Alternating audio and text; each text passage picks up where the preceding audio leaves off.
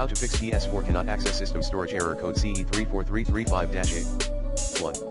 Troubleshoot CE-34335-8 in PS Save mode. 2.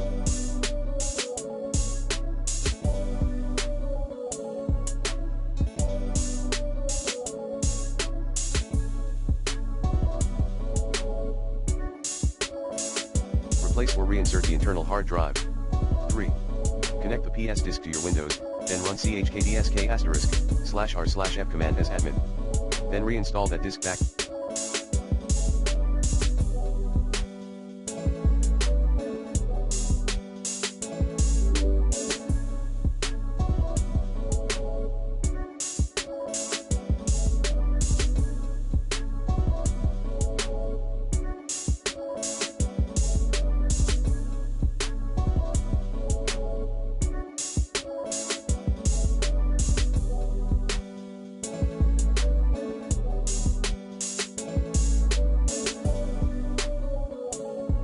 Your PS when the process finishes.